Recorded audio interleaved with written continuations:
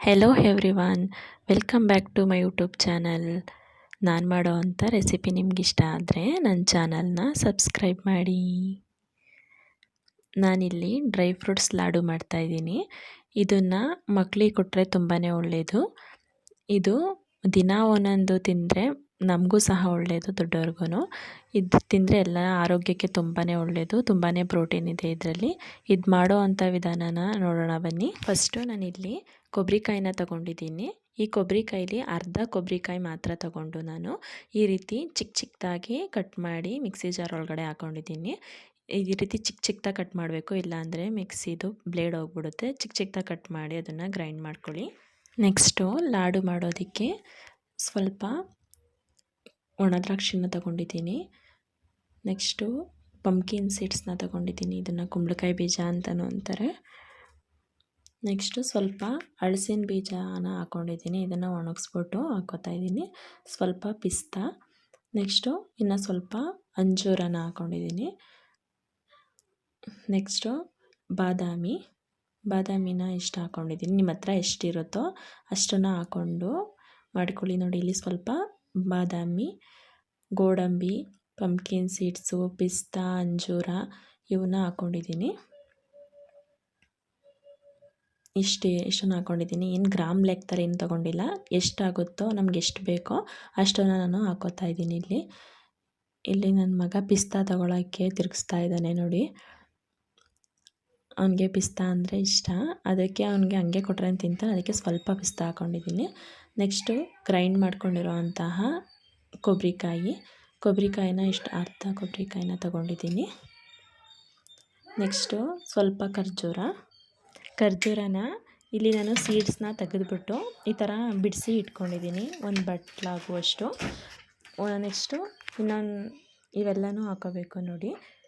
ಖರ್ಜೂರ, ಕೊಬ್ಬರಿನ ಗ್ರೈಂಡ್ ಮಾಡಿ ಇಟ್ಕೊಂಡಿರೋದು.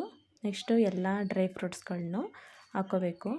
ಎಲ್ಲ ಡ್ರೈ ಫ್ರೂಟ್ಸ್ಗಳನ್ನ ಸ್ವಲ್ಪ ತುಪ್ಪದಲ್ಲಿ ಫ್ರೈ ಮಾಡ್ಕೋಬೇಕಾಗುತ್ತೆ. ಅವು ಕ್ರಿಸ್ಪಿಯಾಗಿ ಬರುತ್ತೆ, ಅದಕ್ಕೆ ಸ್ವಲ್ಪ ತುಪ್ಪದಲ್ಲಿ ಈ ಥರ ಫ್ರೈ ಮಾಡಿಕೊಂಡ್ರೆ ಟೇಸ್ಟು ತುಂಬ ಚೆನ್ನಾಗಿರುತ್ತೆ.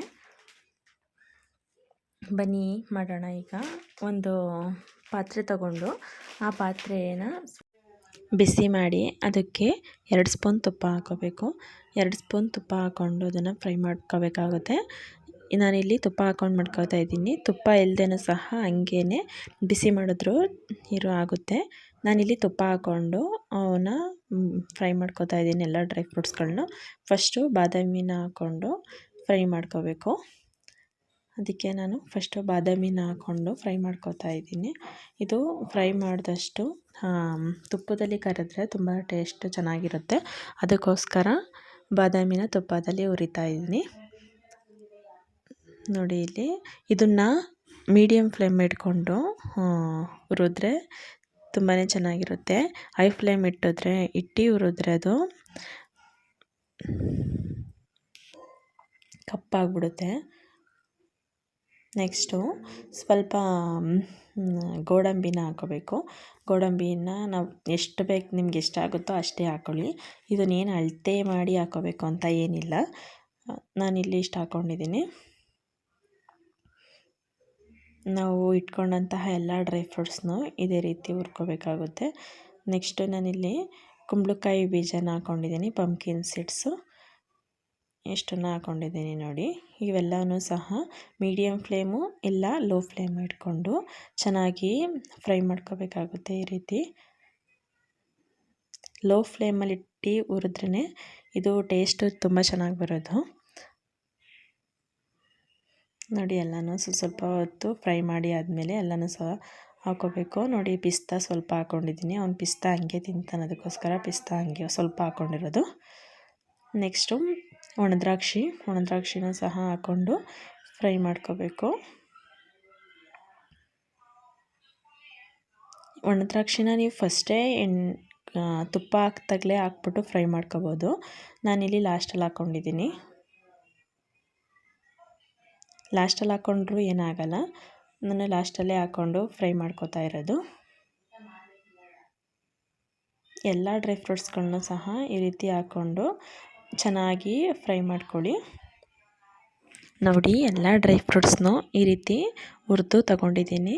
ಇದೇ ಹದದಲ್ಲೇ ಹುರ್ಕೋಬೇಕು ಇದನ್ನು. ಎಲ್ಲ ಡ್ರೈ ಫ್ರೂಟ್ಸ್ನು ಇದೇ ರೀತಿ ಹುರ್ಕೊಂಡಿದ್ದೀನಿ ನಾನಿಲ್ಲಿ, ನೀವೇ ನೋಡ್ಬೋದು. ನೆಕ್ಸ್ಟು ಇದನ್ನು ನಾವು ಒಂದು ಮಿಕ್ಸಿ ಜಾರ್ಗೆ ಹಾಕ್ಕೊಂಡು ಎಲ್ಲನೂ ಸ್ವಲ್ಪ ತರ್ತರಿಯಾಗಿ ರುಬ್ಕೋಬೇಕಾಗುತ್ತೆ ಇದನ್ನು. ನೋಡಿ ಇಲ್ಲಿ ಒಂದು ಮಿಕ್ಸಿ ಜಾರ್ ಒಳಗಡೆ ಹಾಕ್ಕೊಂಡಿದ್ದೀನಿ, ಸ್ವಲ್ಪನೇ ಹಾಕ್ಕೊಂಡು ಇದನ್ನು ರುಬ್ಕೊಳ್ಳಿ.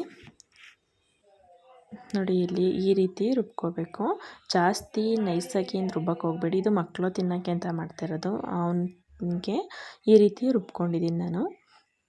ನಿಮ್ಗೆ ಹೇಗೆ ಬೇಕೋ ಆ ರೀತಿ ರುಬ್ಕೊಳ್ಳಿ. ನಾನಿಲ್ಲಿ ಈ ರೀತಿ ರುಬ್ಕೊಂಡಿದ್ದೀನಿ, ಈ ರೀತಿ ತರ್ತರಿಯಾಗಿ ಇರಲಿ ಅಂತಲೇ ರುಬ್ಕೊಂಡಿರೋದು. ನೆಕ್ಸ್ಟು ಸ್ವಲ್ಪನೇ ಹಾಕ್ಕೊಂಡು ರುಬ್ಕೋಬೇಕು ಇದನ್ನು, ಇಲ್ಲಾಂದರೆ ಚೆನ್ನಾಗಿ ಗ್ರೈಂಡ್ ಆಗೋಲ್ಲ ಅದು. ಅದಕ್ಕೆ ಸ್ವಲ್ಪನೇ ಹಾಕ್ಕೊಂಡು ರುಬ್ಕೊಳ್ಳಿ. 2 ಸಲ ಹಾಕ್ಕೊಂಡು ನಾನು ಇದನ್ನು ರುಬ್ಕೋತಾ ಇರೋದು ಇದನ್ನು. ನೆಕ್ಸ್ಟು ಅಂಜೂರನೂ ಬಿಸಿ ಮಾಡಿ ಹಾಕೋಬೋದು, ನಾನು ಡೈರೆಕ್ಟ್ ಹಿಂಗೆ ಹಾಕೋತಾ ಇದ್ದೀನಿ ರುಬ್ಬೋದಕ್ಕೆ. ನೋಡಿ ಇಲ್ಲಿ ರುಬ್ಬಿದ್ಮೇಲೆ ಈ ರೀತಿ ಆಗುತ್ತೆ. ಎಲ್ಲನೂ ರುಬ್ಬಿ ಹಾಕೋತಾ ಇರೋದು, ಯಾವುದು ಕಟ್ ಮಾಡಿ ಹಾಕೋತಾ ಇಲ್ಲ ನಾನು, ಎಲ್ಲನೂ ಮಿಕ್ಸಿಲಿ ರುಬ್ಬಿಟ್ಟು ಹಾಕೋತಾ ಇದ್ದೀನಿ. ರುಬ್ಬಿ ಇಟ್ಕೊಂಡಿದ್ವಂತಲ್ಲ ಡ್ರೈ ಫ್ರೂಟ್ಸ್, ಆ ಡ್ರೈ ಫ್ರೂಟ್ಸ್ಗೆ ಇದನ್ನು ಆ್ಯಡ್ ಮಾಡ್ತೀನಿ. ನೆಕ್ಸ್ಟು ಖರ್ಜೂರನ ಇಲ್ಲಿ ನಾವು ಒಳಗಡೆ ಇರೋ ಬಿತ್ತನ ತೆಗೆದು ಎಲ್ಲನೂ ಬಿಡಿಸಿ ಆಮೇಲೆ ಮಿಕ್ಸಿ ಜಾರ್ಗೆ ಹಾಕ್ಕೊಂಡು ರುಬ್ಬಕ್ಕೆ ಹಾಕೋತಾ ಇದ್ದೀನಿ. ಎಲ್ಲ ಬಿತ್ತನೂ ತೆಗೆದು ಆಮೇಲೆ ಹಾಕ್ಕೋಬೇಕು. ಈ ರೀತಿ ಖರ್ಜೂರನ ಹಾಕ್ಕೋತಾ ಇದ್ದೀನಿ ನಾನಿಲ್ಲಿ. ನೋಡಿ ಇದನ್ನು ಮಿಕ್ಸಿ ಜಾರ್ಗೆ ಹಾಕ್ಕೊಂಡು ಈ ರೀತಿ ರುಬ್ಕೊಂಡಾದ್ಮೇಲೆ ಹಾಕ್ಕೋಬೇಕು. ನೋಡಿ ಇಲ್ಲಿ ಯಾವ ರೀತಿ ಆಗಿದೆ ಇದು. ಮಿಕ್ಸಿ ಜಾರ್ಗೆ ಹಾಕ್ಕೊಂಡು ರುಬ್ಕೊಂಡ್ಮೇಲೆ ಇದನ್ನು ನಾವು ರುಬ್ಬಿ ಇಟ್ಕೊಂಡಿದ್ವಲ್ಲ ಅದಕ್ಕೆ ಆ್ಯಡ್ ಮಾಡ್ಕೋತಾ ಇದ್ದೀನಿ. ಎಲ್ಲನೂ ಚೆನ್ನಾಗಿ ಹಾಕ್ಕೊಂಡು ಕಲಿಸ್ಕೋಬೇಕಾಗುತ್ತೆ. ನಾವು ಇದಕ್ಕೆ ಯಾವುದೇ ಥರ ಬೆಲ್ಲ, ಸ್ವೀಟ್ಗೆ ಏನೂ ಸಹ ಹಾಕಿಲ್ಲ, ಖರ್ಜೂರನೇ ಇದಕ್ಕೆ ಸ್ವೀಟ್ನೆಸ್ಸು. ಏನೂ ಸಹ ಹಾಕ್ತಾಯಿಲ್ಲ ನಾವು, ಬೆಲ್ಲ, ಶುಗರು ಏನೂ ಹಾಕ್ತಾಯಿಲ್ಲ. ಇದನ್ನೇ ಹಾಕ್ಕೊಂಡು ಇದೇ ಸ್ವೀಟ್ ಕೊಡುತ್ತೆ.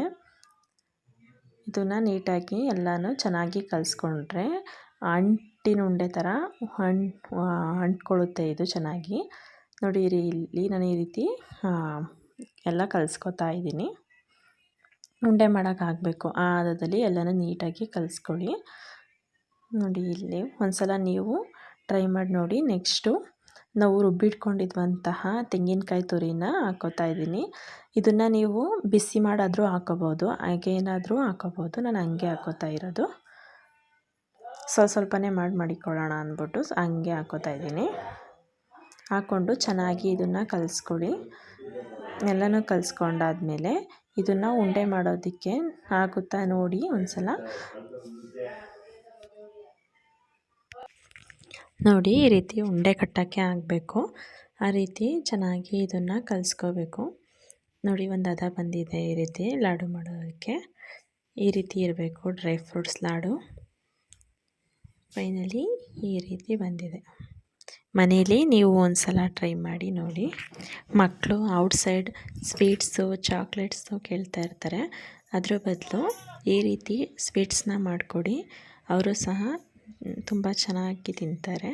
ಇದರಿಂದ ತುಂಬಾ ಒಳ್ಳೆಯದು ಮಕ್ಕಳಿಗೆ, ಅವ್ರ ಬೆಳವಣಿಗೆಗೆ ಮತ್ತು ಕ್ಯಾಲ್ಶಿಯಂ, ಪ್ರೋಟೀನ್ ಎಲ್ಲ ಇದರಲ್ಲಿದೆ. ಅದಕ್ಕೋಸ್ಕರ ಇದನ್ನು ಮಕ್ಕಳಿಗೆ ಮಾಡಿಕೊಡಿ. ಇದು ಮಾಡೋದು ಸಹ ತುಂಬಾ ಈಸಿ.